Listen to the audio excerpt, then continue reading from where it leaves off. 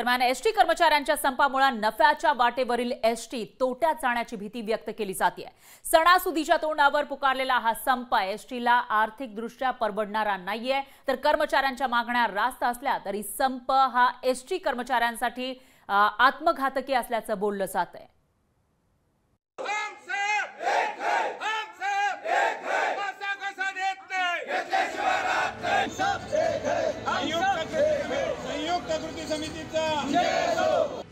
नफ्याच्या वाटेवर सुसाट निघालेली एसटीची चाकं पुन्हा संपाच्या गाळात रुतली आहेत। एसटी कामगार संयुक्त कृती समितीनं ऐन सणासुदीच्या तोंडावर संप पुकारलाय। वेगवेगळ्या मागण्यांसाठी संपकरी आता पुन्हा एकदा आक्रमक झाल्याचं दिसतंय।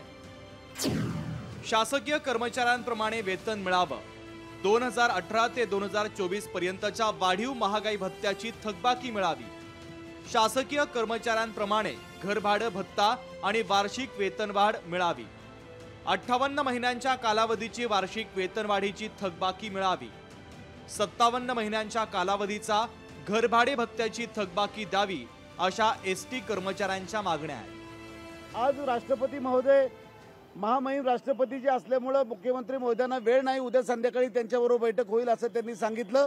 तेव्हा कृती समितीने एकत्रितपणे चर्चा करून हे आंदोलन मुख्यमंत्री महोदयांची बैठक होऊन अंतिम तोडगा जोपर्यंत निघत नाही तोपर्यंत हे आंदोलन चालू ठेवण्याचा निर्णय घेतलेला आहे। या संदर्भात उद्योग मंत्री उदय सामंत यांच्यासोबत झालेली बैठक निष्फळ ठरली। मात्र उद्याच्या बैठकीत तोडगा निघेल अशी आशा उद्योग मंत्र्यांना। काही जे अडचणी निर्माण झाल्या होत्या त्याच्यामुळे ही थोडी बैठक पुढे गेली आणि ती बैठक उद्या संध्याकाळी 7 वाजता घेण्याचा निर्णय हा माननीय मुख्यमंत्री महोदयांनी घेतलेला होता। तशा पद्धतीचं पत्र देखील जमलेल्या सगळ्याच संघटनाच्या पदाधिकाऱ्यांना मी देण्याचा प्रयत्न केला।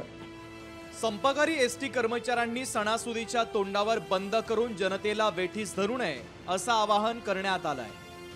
गणपती आपले एकदम जवळ येत आहे, त्यामुळे सगळ्या नागरिकांना खरेदी विक्री करण्यासाठी बाजारपेठा तिकडे जाणं असतं। त्यामुळे माझी विनंती आणि आवाहन आहे या सर्व लोकांना की आपण संप करू नये।